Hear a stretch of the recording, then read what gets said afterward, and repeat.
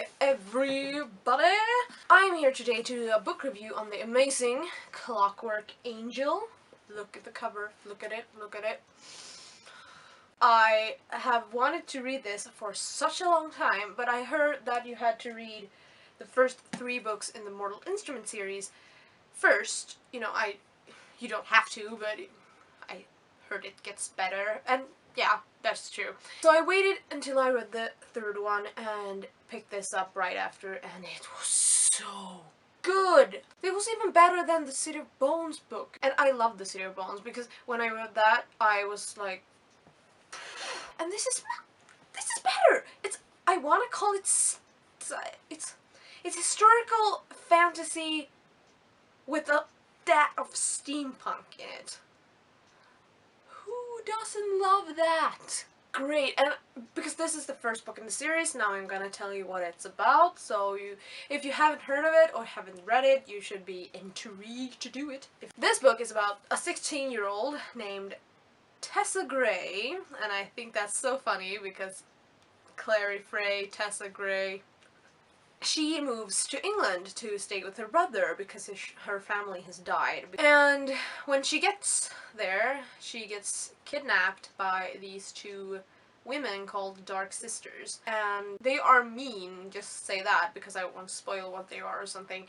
And then she gets rescued by these shadow hunters, and by now we know what shadow hunters are. But if you haven't read the Mortal Instruments, if you haven't read this, shadow hunters are angel/human beings, and they dedicate their lives to fight demons and warlocks and vampires and werewolves who break the law. The shadow hunter who comes to save her from these Dark Sisters is called Will Herondale, and then he takes her to the Institute in London, and there she meets Jem Carstairs, which is, in this book, my favorite character.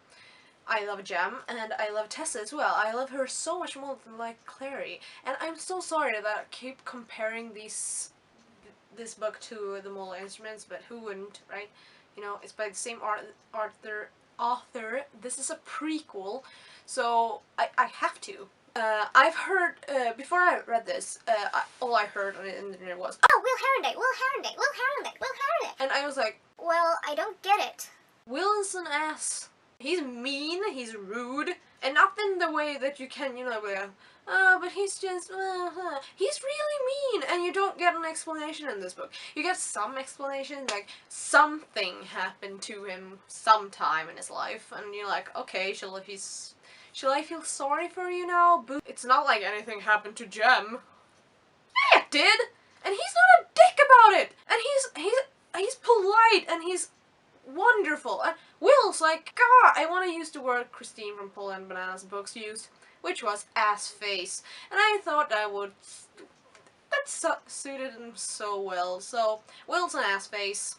Hi, I just wanted to apologize to Will because I read this and I know what his problem is. I feel so bad for him, and as you can tell, I'm quite sick right now, so excuse my voice. I just wanted to apologize to Will publicly because I'm such a bitch in my review, and I hope you don't unsubscribe because I'm, judging fictional characters too harsh when they have been mean in the book. Anyway, I knew I would forgive him, and I hope I will like him later on because I want to like him. He's the Jace of the book, if you know what I mean. And I guess Jem is, I don't know. What's Jem? Jem is just awesome. I love him. I don't know what Will has yet, so you don't have to, say, well, Will is not a Don't spoil me. If you spoil me, I will find you. But this book, I highly recommend this book. It was a lot of twists and turns, some that you didn't expect, some that you might not. Well, I expected 1 twist. But that was all, and that was a minor twist. If you haven't read this book, read it if you enjoy fantasy and historical fantasy. One thing that annoyed me a little bit, but it was that Tessa is like, oh, are you fighting? Girls can't do that. oh, come on, Tessa. Come on. But then you're like, okay, it's the 1800s and she was raised by an aunt who was like Miss Pitty Pat in Gone with the Wind. Oh no!